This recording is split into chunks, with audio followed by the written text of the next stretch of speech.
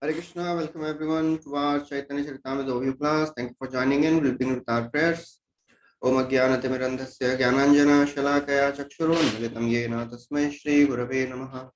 Shri Chaitanya Manobhishtam Sthapitam Yena Bhutale Swayam Rupa Kadamahyam Dadati Swapadantikam Vandeham Shri Guru Shri Yuta Padakamalam Shri Gurun Vaishnavamscha Shri Rupam Sagrajatam सहगणा रघुनाथान्वितं तं सजीवं साद्वैतं सावधूतं परिजना सहितं कृष्णचैतन्यदेवं श्रीराधा कृष्णपादान् सहगणा ललिता श्रीविशाखान्वितांश्च हे कृष्णा करुणा सिन्धु दीनबन्धु जगत्पते गोपेश गोपिकान्त राधाकान्त नमोस्तुते तप्त कांचन गौरांगी राधे वृंदावनेश्वरी वृषभानु सुते देवी प्रणमामि हरिप्रिये वाञ्छाकल्पतरुभ्यश्च कृपा सिन्धुभ्य एव च पतितानां पावनेभ्यो वैष्णवेभ्यो नमो नमः।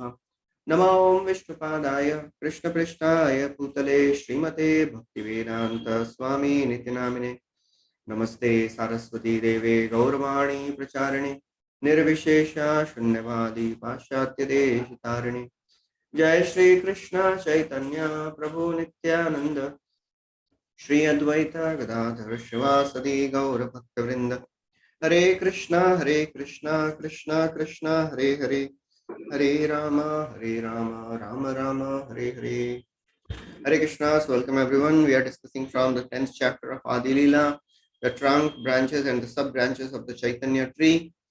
So in 9th chapter, Kaviraj Goswami compares Chaitanya Mahaprabhu to a Bhakti Kalpa Vriksha. He compares Mahaprabhu, Chaitanya Mahaprabhu to the gardener and to a tree, Bhakti Vriksha. And Advaita Acharya and Nityanand Prabhu, they are the main two branches of this Chaitanya tree. And then this tree is such a wonderful tree. It has fruits all over, not just on the tip of the branches. It has fruits all over, just like fig, Udumbara. And Mahaprabhu is pleading everyone, please help me in distributing these fruits of love of God. Bharat bhumite manushya janma hoilaya janma sarthak kari kar para upakar. Then in the 10th chapter, in this chapter, Kaviraj Goswami is describing the various branches of this tree. So far we have discussed till verse number 61. So we'll continue from there.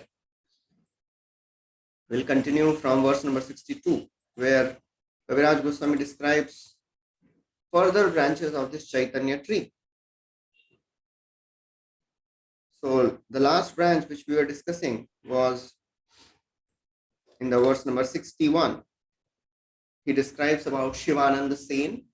And Shivananda Sen, he experienced the Lord in three features: Sakshat, Avesh, and Avirbhav. So Shivananda Sen was such a great personality. He could experience Mahaprabhu in all these features. And Kaviraj Goswami says the sons, servants, and the family members of Shivananda Sen, they form the sub branches of this branch of Lord Chaitanya. Then in the 62nd verse, Kaviraj Goswami describes the further sub branches of this tree, of this branch of Shivananda Sen. So Shivananda Sen, he had three very, very wonderful sons: Chaitanya Das, Ram Das, and Karnapur. So Prabhupada writes in the purport that who are these Chaitanya Das and Ram Das? In Krishna Leela, there were two very, very celebrated parrots, Daksha and Vichakshana. So they do the service of bringing the news from all parts of Vrindavan so that the pastimes of Radha and Krishna can be organized. So Daksha and Vichakshana, they became Chaitanya Das and Ram Das. And the third personality is a very, very famous personality, Karnapur, and we have heard about him many times. So from where Srila Prabhupada is quoting all these things? Who is he in the spiritual world? That is from Gaur Ganodesh Deepika. And who has written this book? That is Karnapur. Karnapur is the same personality who has written this great book. He was also known as Paramananda Das or Puri Das. Then the further sub branches of Shivananda Sen was Sri Vallabha Sen and Srikant Sen.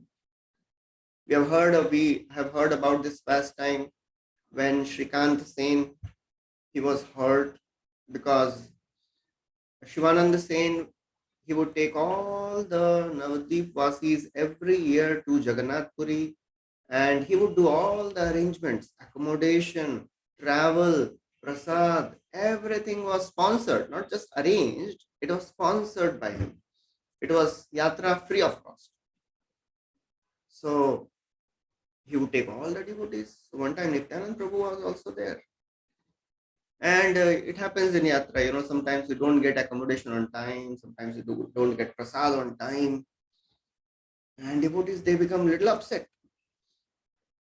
One time we had gone to Mayapur for a yatra, and our kitchen team, headed by Gaurang Crew, they had arranged for a breakfast pav bhaji. And they had told this Kolkata person that you send the pav in the night only. So he said, no, Prabhuji, I will send fresh. Tomorrow morning, I will send the bus 2 o'clock only. And the bus will reach by 6 o'clock or 7 o'clock. So they agreed. So on the next day morning, people are waiting. All the devotees are standing in line. And it is 7, 7:30, 8. And the truck is not to be seen. The truck got stuck in the traffic somewhere. So few devotees, they were telling Gaurang Prabhu, "Arey, 2 pav pe khade aur 1 pav nahi mil raha hai." So that's how they started telling so many things. So when things go wrong in yatra, naturally some devotees, they get irritated. So Nityananda Prabhu, he got so irritated because his accommodation was not arranged on time, and he hit Shivananda Sen on the chest. Shivananda Sen was the most happy person there. Being hit by Nityananda Prabhu, he thought, oh, it is such a blessing that I am touched by Lord Nityananda. But one personality was hurt. That was Srikant Sen, who was a nephew of Shivananda Sen. He was thinking, what type of personality Nityananda Prabhu is? What does he think of himself?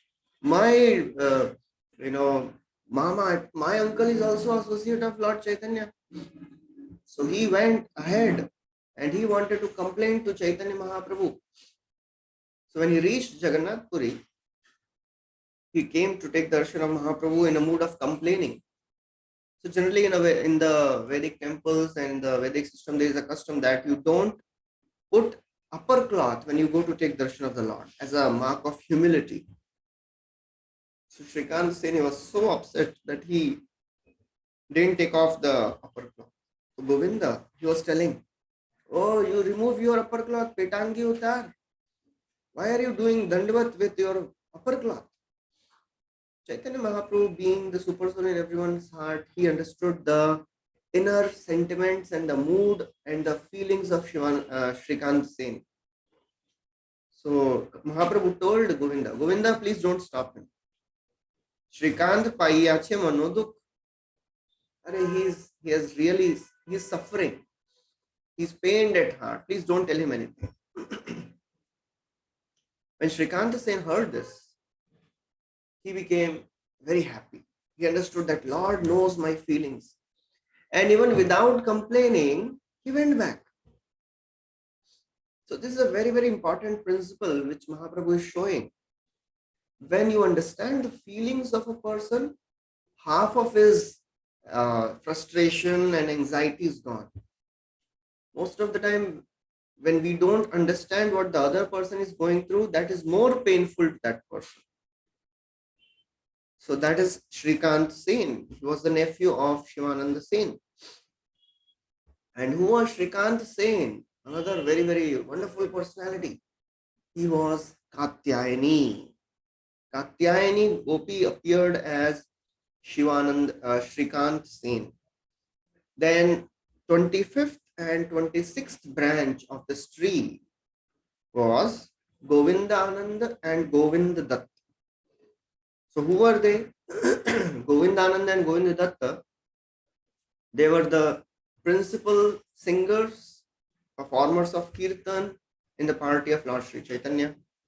And Govind Datta, he was a singer. He was a beautiful singer. So that is described about them. And then 26th branch was a personality named Vijaya Das. So Vijaya Das, he was another singer. And Lord, he gave, he gave many books to the Lord, written by his own hand. Generally in those times, there were no printing press. So if you want to get a copy of any book, you have to copy down word by word yourself. Or you have to find some professional writer who can copy it down for you. So this Vijay Das, he was a professional writer. There were people who are professionally into this writing business. So he copied many manuscripts and gave them to Sri Chaitanya Mahaprabhu. Because it was not so easy.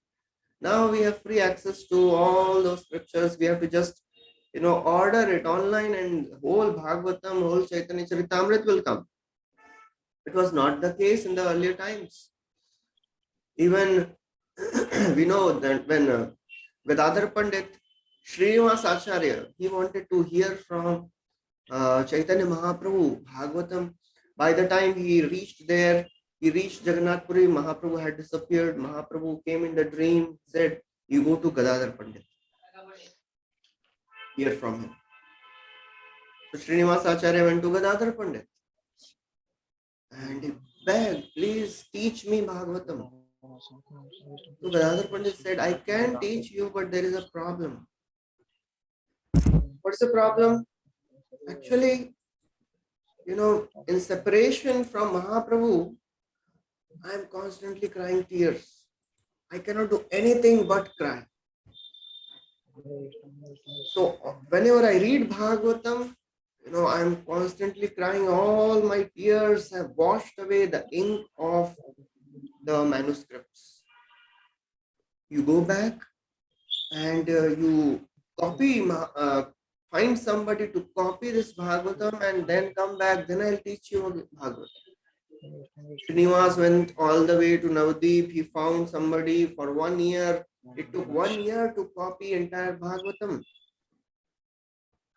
And by the time he came back, Gadadhar Pandit also had disappeared. That was the situation there in those times. So Vijay Das, he was a professional writer and he wrote many manuscripts and he gave to Mahaprabhu personally. And he had such a beautiful writing, such a beautiful way he would write that Mahaprabhu gave him the name Ratna Bahu, the jewel-handed. Mahaprabhu, he glorified Rupa Goswami also for his beautiful pearl-like writings. So actually his writings, if any of you have got this opportunity to see the actual writings of Rupa Goswami, Sanatana Goswami, they look like prints right from the printing press. Such precise, there is no discrepancy and there is no, incongruity. It is all exact one line, all same size. Beautiful. It is there kept in the Vrindavan Institute.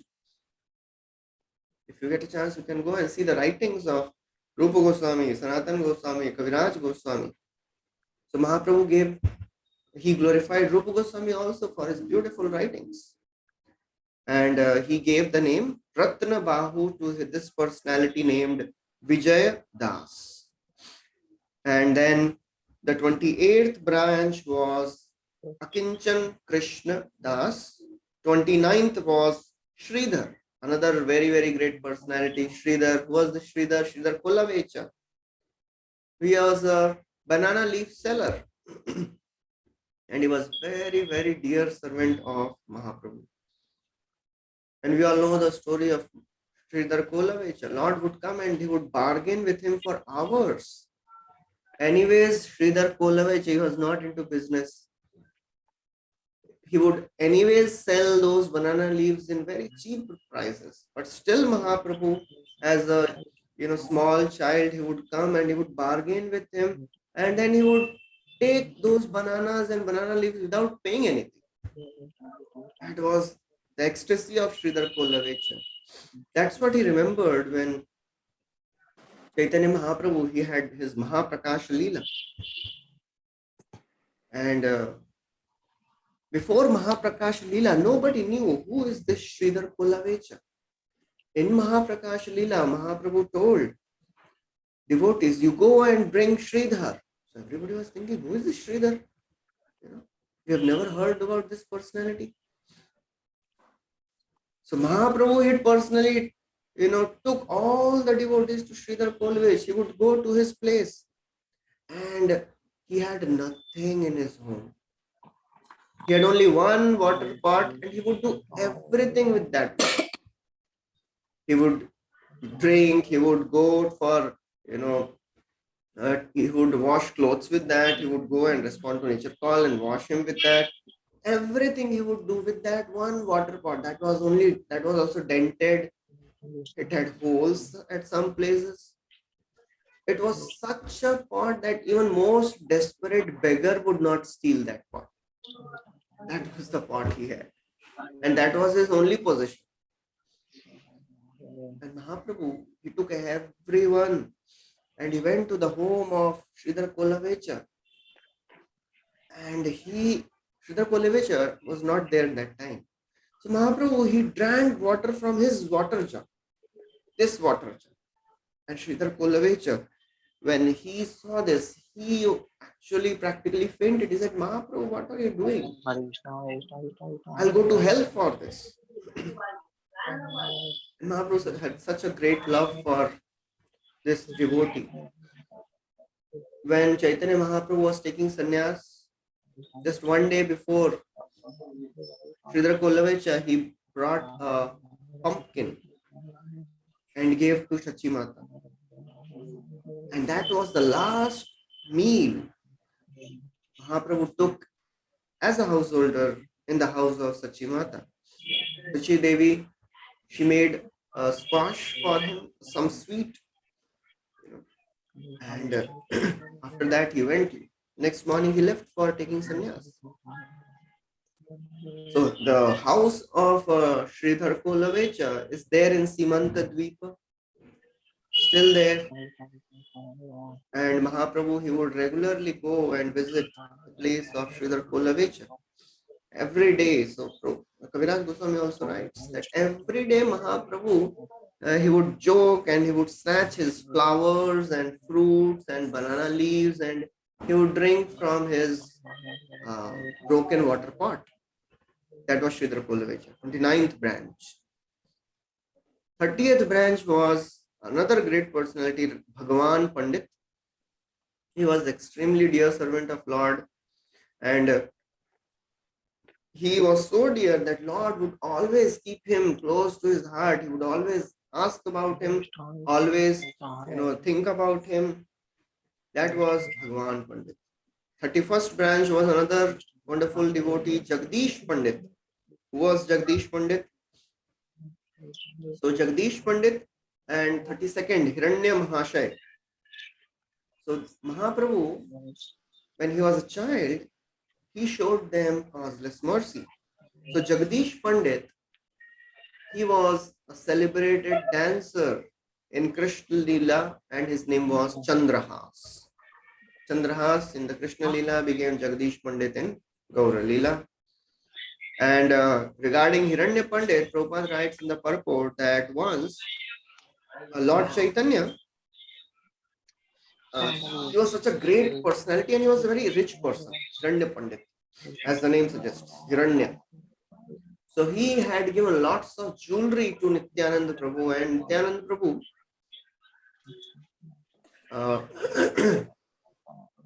he would wear all these things, and he was staying at the home of Hiranya Mahasaya. So these one time, one of the thieves, he thought, I'll steal all these jewels.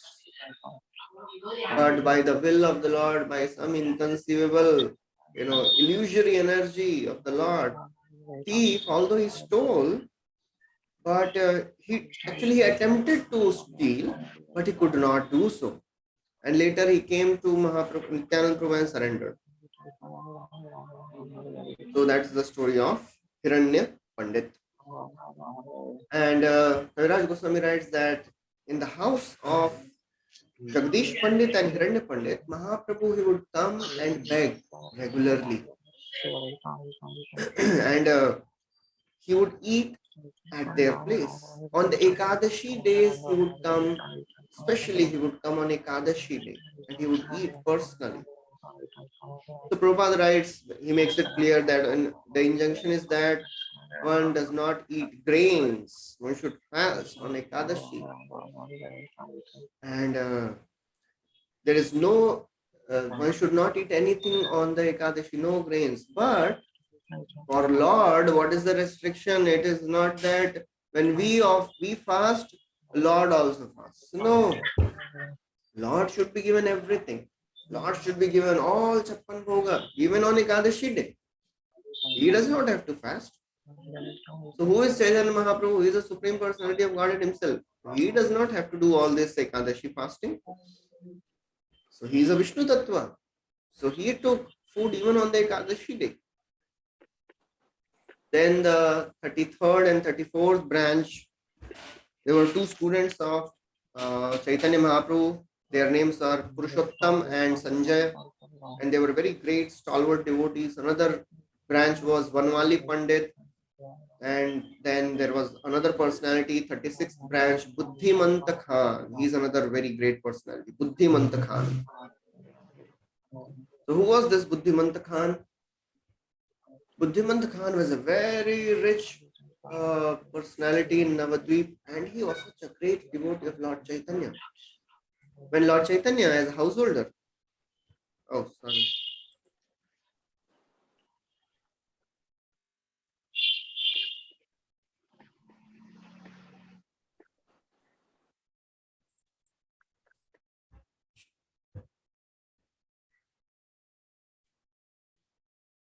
So Chaitanya Mahaprabhu, when he was a householder,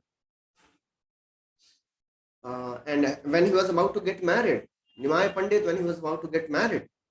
So Buddhimanta Khan, he was such a great devotee, and he had given actually everything to Nimai Pandit. He knew that he is the Supreme Lord. So he said, I will sponsor everything for regarding any expenses in the marriage of Nimai Pandit, I will do. I will incur. And it should be a great marriage. It should be celebrated. It should be done in a very, very great way. So that's how Buddhimant Khan said, I will sponsor the entire marriage of Nimai Pandit. Who was this Buddhimant Khan? In Navadvip, there is a place called Suvarna Vihar in Godrum Dvipa. In Godrum Dvipa, in Satya Yuga, there was a king called Suvarna Sen. There was a king called Suvarna Sen. And he was ruling in that area during Satya Yuga. And he was engrossed in many materialistic activities. He was doing Karmakandi sacrifices and so many things he was doing. Narad Muni, out of his mercy, he came once. And he told this Suvarna Sen that why are you engaging in all these sorry, why are you engaging in all these Karmakandi activities? And Narad Muni gave him all wonderful instructions, and he actually became devotee. Then Narad Muni told him, do you know where are you staying? This is the same place where in Kali Yuga, Lord will appear personally as Sri Chaitanya Mahaprabhu. And you are so fortunate that you are getting chance to stay at the same place where Lord is going to perform his pastimes. So you please give up all your material attachments and surrender to Lord Chaitanya. So from then on, Suvarna Sen became a great devotee of Lord Chaitanya. And he made a beautiful temple. And this place where the current place, it is the same place where his palace was there. Bhakti Siddhanta Saraswati Thakur, when he was doing parikrama, he found that this place was really in a dilapidated state. So Bhakti Siddhanta Saraswati Thakur, he established a mutt there, and he established beautiful worship there. He established deities there. Even now, beautiful worship of the deities are going on, and the devotees, they are so very hospitable. So, and still there till today, you can see some of the remnants of the palace of Suvarna Sen. They have still preserved some of the pillars of this palace of King Suvarna Sen. So that was Buddhimant Khan. He was a king from Satya Yuga who appeared again as so Suvarna Sen appeared as Buddhimant Khan, and because he was very rich, actually, Satya Yuga king. So he had developed this desire. I want to witness those pastimes of Lord Sri Chaitanya Mahaprabhu. So because of this desire, he appeared again as Buddhimant Khan. That was the 36th branch. Then the 37th branch was another great devotee called Garuda Pandit. And this Garuda Pandit, he was always engaged in chanting of the holy names of the Lord. And he was so powerful, that one time, he was bitten by a poisonous snake, but still nothing happened to him. That was the power of holy name. We tell that holy name is the Aushadhi for everything. Vyamoham prashamaushadam munimano-vritti pravrityaushadam Kaitendhyati karaushadam tribhuvane sanjeevanaikaushadam Bhaktya-tanta bhavabhaya pradhvamsanaikaushadam Shreya prapti karoshadam pibamana Shri Krishna divyaushadam. Oh my mind, please drink this nectar of divya aushadhi of holy name of the Lord. It can destroy the material entanglement. It can give happiness. So that holy name is so powerful that when this Garuda Pandit, he was bitten by a poisonous snake, nothing happened to him. That is the glory of Garuda Pandit. Actually, there are many devotees, in the history, we have heard so many devotees, they were poisoned, but nothing happened to them.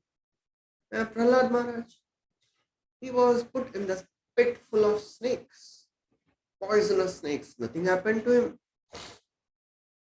We hear about a few more devotees, where about Mirabai, she was tried to be poisoned, and so many other devotees. Nothing happened to them. That is the power of holy names of the Lord. So poison could not affect him.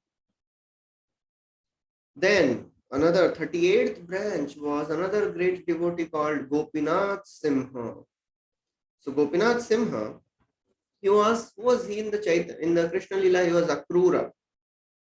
Akrura, the great famous personality who is the Acharya of Vandanam, he became Gopinath Simha, and he had wonderful relationship with Chaitanya Mahaprabhu. He would joke with Chaitanya Mahaprabhu, and Lord would joke with him.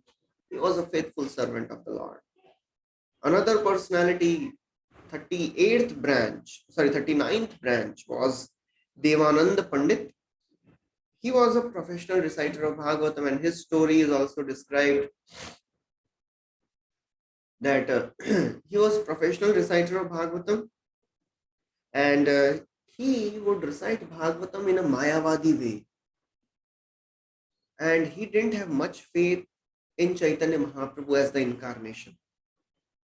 He would read Bhagavatam, he would recite Bhagavatam, but he would give Mayavadi interpretation. So Mahaprabhu was not so happy with him. And Devananda Pandit, formerly, he was once he was describing this Mayavad interpretation. And one time it so happened that Srivas Thakur was also there. Srivas Thakur was such a great devotee. He was absorbed in the names of the Lord. He was absorbed in pastimes of the Lord. So when he heard Bhagavatam, he didn't even acknowledge that, oh, this is Mayavad interpretation. He went into ecstasy and he started crying tears of ecstasy hearing Bhagavatam. That does not mean that we should also hear Mayavad, anybody who is speaking Bhagavatam. We cannot imitate the great souls. They may perform some pastimes, but we should always be aware that we should never ever imitate the great souls. We should follow the instructions of the great souls. Ishwaranam vacham satyam. Ishwaranam vachah satyam. The statements given by the Lord, they are always right. Never ever try to imitate the great personalities. And we should never ever find faults with great personalities. So Srivas Thakur, he was such a great devotee. He is one of the Panchatattva. So he went into ecstasy hearing pastimes of Bhagavatam and he started crying tears. So seeing the tears of Srivas Thakur, some of the disciples of Devanand Pandit, they started thinking, oh, this personality is disturbing us. So they threw him out of the assembly. And Mahaprabhu, when he heard this, he became so upset. He actually chastised Devanand Pandit. So this pastime, this life, what happened to Devanand Pandit is a very, very graphic example of the power of Vaishnava association. Although Devanand Pandit, he was describing Mayavad way, Bhagavatam in a Mayavad way, but there was another devotee of Lord Sri Chaitanya. His name was Vakreshwar Pandit, and we have heard about him. He was such a wonderful dancer. He would dance in Kirtan and he would tell Mahaprabhu, oh Mahaprabhu, please give me 10,000 Gandharvas. He would dance for 72 hours consistently, continuously. So one day, Vakreshwar Pandit, he showed mercy to this Devanand Pandit. He explained Devanand Pandit who is Chaitanya Mahaprabhu, his avatar of Lord. He explained the signs of Krishna. And by the mercy of Vakreshwar Pandit, Devanand Pandit became a devotee. So who is this Devanand Pandit? Devanand Pandit was a sage called Bhaguri Muni in Krishna Leela. And who was this Bhaguri Muni? So whatever these personalities are doing in Gaur Leela, the same things they would do in Krishna Leela also. So Bhaguri Muni, he was Sabha Pandit, and he would go to the house of Nanda Maharaj and he would recite so many Vedic scriptures. So that same Bhaguri Muni became the personality of Devanand Pandit. Then another branch, 39th branch, was the family of Mukunda Datta and his son Raghunandan. So now the four personalities are mentioned. They are the residents of a village called Srikhanda. So in Srikhanda, there are four great devotees of Lord Chaitanya. Mukunda and his son Raghunandan, Narhari, Chiranjeeva, and Sulochana. So, who are these devotees? Kaviraj Goswami writes, Ei sab mahashakha Chaitanya kripadham prem phala phula kare yaha taha dan. So these branches, all these big branches, they are big branches of Chaitanya's tree. Ei sab mahashakha, they are mahashakha, they are big branch. Chaitanya kripadham. They are branches of the merciful tree of Lord Sri Chaitanya, and they are distributing this fruit of love of God everywhere. Actually, that's what Mahaprabhu requested all these branches in the 9th chapter. Please help me. How many fruits, how many flowers can I distribute Please help me in distributing these fruits of love of God. So we know the story of Mukunda.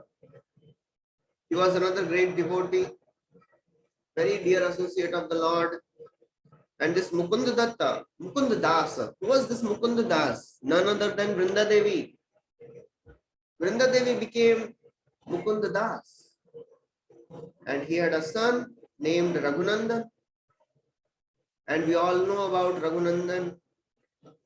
Every day, Mukunda Das, he would go out for his seva, for his duties. And his wife would prepare bhoga and she would offer to the Lord. So one day he was going out for service and he told, today Raghunandan can offer bhoga. So Raghunandan, the small son of Mukunda, he was given this service of offering bhoga to the Lord.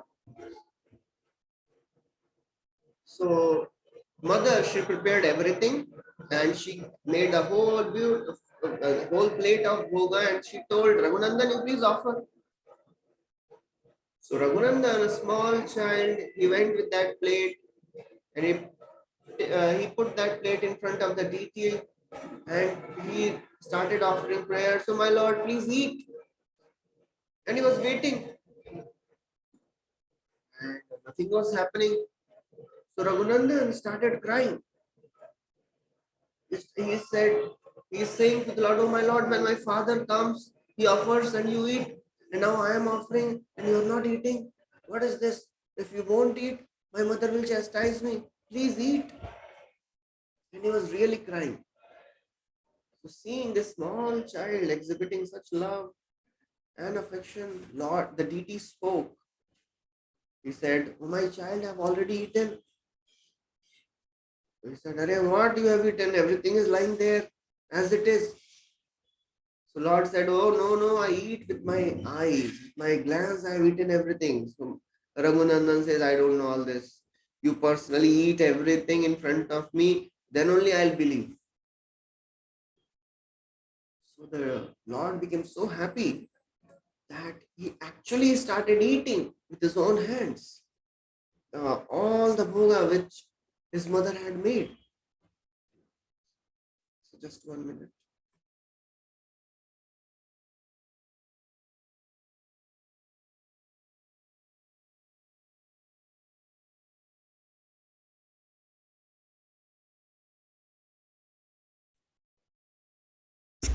So then when mother came after some time, and so this Raghunandan, he became very happy. He brought the empty plate out. So mother asked, Arey, where is Mahaprasad? So he said, Lord ate everything. So mother, she also knew that this personality, our son is not an ordinary person. He must not have eaten all this. So she didn't chastise him or say anything. So when Mukunda came, mother told him everything. That look, today your son offered. So he came and asked for Mahaprasad. So wife told the whole story. No Mahaprasad today. Everything is eaten by the Lord. That's what the Raghunandan is saying. So Mukunda, he said, okay, you make bhoga again. You offer to the Lord, you give him, and let's see what happens. So second time Raghunandan was given bhoga and again he went inside and again he was pleading, please eat. Lord said, no, I have eaten with my senses. So Raghunandan says, no, I don't understand all this. So the deity, he extended his hand, again started eating, he took the laddu and this Mukunda, when he saw this, he became so ecstatic. He started crying in ecstasy and he made some sound. So deity stopped. And to this day, the deity at that place has a laddu in his hands, half eaten. That is Mukunda and Raghunandan. So Srila Prabhupada writes, who was this Mukunda? Mukunda, he was a devotee of another great personality, Narayan Das. And he was the eldest brother of Narhari Sarkar. And he had another brother called Madhav Das. And his son, Mukunda's son, was Raghunandan. So Mukunda was Vrinda Devi. Narhari Sarkar, he was another famous devotee. Who was Narhari Sarkar? Narhari Sarkar was the spiritual master of Lochan Das Thakur, who was the author of Chaitanya Mangal. So Chaitanya Bhagavat is written by Vrindavan Das Thakur and Chaitanya Mangal written by Lochan Das Thakur. So when Chaitanya Bhagavat was written by Vrindavan Das Thakur, earlier, initially it was named as Chaitanya Mangal only. But when Lochan Das Thakur also wrote a book named Chaitanya Mangal, then all the devotees, they decided that Chaitanya Bhagavat is such a great book. It should be named as Chaitanya Mangal, written by Vrindavan Das Thakur, is such a great book. It should be named as Chaitanya Bhagavat. And this another two personalities, Chiranjeev and Sulochana. Prabhupada writes that their descendants are still living. And Chiranjeeva, he had two sons. The elder one was Ramchandra Kaviraj, the famous personality who Srinivasa Acharya mentions in his one of the verses, one of the bhajans, Jayanilo Premadan Karuna Prachur. So Ramachandra Kaviraj, he was a disciple of Srinivasa Acharya and he was a very intimate associate of Narottam Das Thakur. So these are the personalities. And then Kaviraj Goswami describes about another branch of Kulinagram Vasis, which is described earlier only. We have described this earlier, Kulinagram Vasis.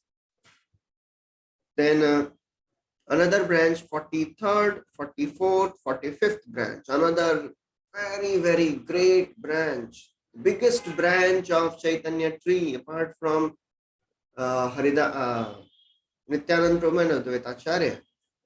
These three brothers, they are the biggest branch. They were the best of all. 43rd, 44th, and 45th branch. Who are they? Rupa Goswami, Sanatan Goswami, and Anupam. So Prabhupada, he writes in detail about who are these personalities. Prabhupada doesn't wait for Kaviraj Goswami to reveal. And he does not wait for the readers to read all Chaitanya Caritāmrta to know what are the various pastimes of Rupa Goswami, Sanatan Goswami. He gives all in these purports. Very elaborate purports Prabhupada writes there, describing the whole life of Rupa Goswami, Sanatan Goswami, and Anupam. So who was Anupam? Anupam, he was the youngest of all, and he was the father of Jiva Goswami. Another one of the very, very famous personalities, very famous Goswamis of Vrindavan, of the six. Anupam, his name was earlier Vallabh, and Mahaprabhu, when he met him, he gave him the name Anupam. So Prabhupada writes that when Rupa, Sanatan, and Anupam, they were there in their place, they were, working for Nawab Hussain Shah. How they started working for Nawab Hussain Shah? There is another very famous story. Prabhupada doesn't mention it, but it is there. So this Nawab Hussain Shah, he started building a very huge palace, and he employed a very, very famous architect. His name was Piru. So this Piru, he was building this beautiful, magnificent palace for Nawab Hussain Shah. So after he was just about to complete this palace, only the top part was remaining. Nawab, he came to have a look of this palace, and this Piru, he was showing various parts of this palace. And Nawab, when he saw this, he was so happy to see this beautiful palace. But this Piru, he wanted to glorify himself, and he wanted to show that he has made such a wonderful sculpture, such a wonderful building model, such a wonderful palace. So he made a statement. Out of his foolishness, he made a statement. He said, "Oh king, this is nothing. I can make something better than this." He just wanted to brag about himself. ये तो कुछ भी नहीं है, ये तो मैं तो इससे अच्छा बना सकता हूँ. So he thought, he'll brag about himself, and the king will say, "Oh, you are such a great." But Nawab, he became so angry. He said, "If you could make better, why you didn't make? Why you have made something which is of an inferior quality? You will be punished for this. You will be killed." So Nawab, he gave him the death punishment. This Peru, now he was about to be killed. So this Nawab, he said, "Okay, I'll fulfill your last wish. What is your wish? You tell me." So this Peru, he said, "Abhi kya, abhi kuch bacha hi nahi hai. What should I ask?" He said, "Okay, please name this palace on my name." So he said, "Okay." So the king, he named his palace as Peru Mahal, and he killed this personality. Now, after killing this Peru, this Nawab, he realized that the top part of this palace was still incomplete. So he had to find some people who can complete this. So then, where to find sculptures? Where to find these people? So there is a place, I'm forgetting the name of that place, which was Moragram. So Moragram was a place which was known for these people who would make beautiful palaces. They were very wonderful architects. So Nawab, he called one minister, and this minister, he had just seen that this Peru, he was killed, and he didn't know the background of what was happening, why he was killed, he didn't know. So Nawab, he came and he called this personality and he said, "Go to Moragram." And as he was about to tell the next statement, what to do there, one of his friends came. One of the friends of the king came, Nawab, and he started talking with that, and he forgot about this personality. He was busy talking with this another friend. So he didn't complete his instructions. Go to Moragram, and then what? So this minister, he was thinking, Moragram jageh karna kya? But he didn't dare to ask this question to Peru, to this Nawab Hussain Shah, after seeing what happened to Peru. Now he left, and he is wandering in Moragram. What to do? He doesn't know what to do in Moragram, so he's wandering there. So this Sanatan Goswami, he was there that time, and this personality accidentally met Sanatan Goswami. That time he was not Sanatan Goswami. So this Sanatan Goswami, when he saw this personality moving around with a sad face, he said, "Kya ho gaya?" So he said, "I'm confused what to do." So he said the whole story. That king had sent me to Moragram, but I don't know what to do in Moragram. So Sanatana said, "Okay, what happened before you went there?" The king had killed this person, Peru. Okay, so what is he doing? He made the palace for king. Okay, so Sanatan Goswami asked, "It seems that some part of the palace is not complete, and king wants some people to complete that, because Moragram is famous for such people who are good in all these carving. So you take 5-10 people and go to Nawab." So this minister, he was very happy. He took 5-10 people from that village and he reached Nawab Hussain Shah and said, "Now, O king, I have brought these people from Moragram." So Nawab, when he saw this, he was very happy. He was amazed. "How did you know? I didn't even tell you." So this minister said, actually in the village, I met a personality who told me, what was your thought process? So the king, Nawab, he became so happy. He said, I want to meet this person. Who is he? Without knowing, only without telling, he knows my mind. You call him. That's how Sanatan Goswami was called. And Nawab, he threatened that if you don't become my prime minister, I will torture all the Hindus.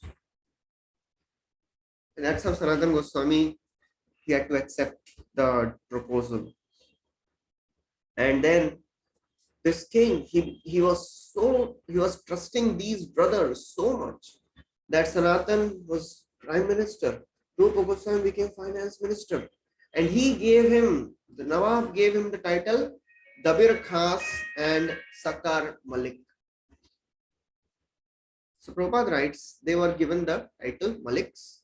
And Prabhupada says, actually, we also belong to this Malik family. So Prabhupada is telling about his own family. Prabhupada writes that they belong to the same family as we do. And our family Gotra, Prabhupada writes, is Gautama Gotra. Gautama Gotra. We come in the line of Gautama Muni, and our surname is Day. So Prabhupada is giving all these details. But then Prabhupada writes that, but when Muslims, they became the governors here. So our ancestors were also given this title Malik. So Rupa Goswami, Sanatan Goswami, they were also given this title Malik. And Prabhupada writes, Rupa Goswami and Sanatan Goswami, they belong to Bhardwaj Gotra. So Prabhupada says, we belong to Gautam Gotra, and Rupa Sanatan Goswami, they belong to Bhardwaj Gotra. And Prabhupada writes, as members of Krishna consciousness movement, we belong to the family of Saraswati Thakur, Saraswati Goswami. Therefore, we are Saraswatas. That's why Prabhupada, when he himself wrote his Pranam Mantra, nobody wrote, because Prabhupada, he went to America, he started making disciples, but nobody was qualified enough to write his Pranam Mantra. So out of his mercy, he wrote his Pranam Mantra himself. Namo Vishnu Padaya Krishna Prasthaya Bhutale Srimate Bhakti Vedanta Swami Namine Namaste Saraswati Deve. It is not Saraswati Deve, it is Saraswati. So Prabhupada writes in the purport, we are in the disciplic succession of Saraswati Goswami, and therefore we are called as Saraswatas. And Prabhupada then explains his own Pranam Mantra. Namaste Saraswati Devi. I offer my obeisances unto the spiritual master as Saraswata Deva. Saraswata Deva means we belong to the family of Saraswati Goswami. Namaste Saraswati Devi. Saraswati. And what is the mission? The mission of Saraswati Devi is Gauravani Pracharini. His mission is to broadcast the glories of Caitanya Mahaprabhu and to fight with Nirvishesh and Shunyavadi. So we are following in the disciplic succession of Saraswati Goswami, who is dear associate of Lord Chaitanya Mahaprabhu, Gauravani Pracharini. He has appeared to spread this chanting of the holy names, Gauravani, who has come to fight with the voidism and impersonalism, Paschatya Deshatarini. So that's what Prabhupada writes. And Prabhupada writes that this was the occupational duty of Sri Sanatan Goswami, Rupa Goswami, and Anupama Goswami. Then Prabhupada gives the history, genealogy of Rupa Sanatan. Who are they? Prabhupada goes back to 12th century. In 12th century, There was a gentleman named Sarvagya, and this Sarvagya, he appeared in a very, very rich family, rich Brahmana family in the province of Karnataka, which is current Karnataka. This Sarvagya, he had two sons, Aniruddha and Harihar. So Sarvagya, he appeared in the 12th century. He had two sons, Aniruddha and Harihar. So Aniruddha, the full name is Anuruddha Rupeshwar. So basically Rupeshwar and Harihar. So these are the two sons of Sarvagya. And somehow this Sarvagya, he had a big kingdom, but somehow these two sons, they were bereft of the kingdom. They could not get the kingdom. So Rupeshwar and Harihar, they moved out of this country, this Karnataka, and sons of Rupeshwar, they moved to Bengal in a place known as Naihati. So this Rupeshwar, he had 5 sons, and out of those 5 sons, the youngest one was known as Mukunda. And this Mukunda, he had a son named Kumardev. And who was this Kumardev? Kumardev was the father of Rup, Sanatan and Vallabha. That is a story. That is the genealogy of Rup, Sanatan Goswami.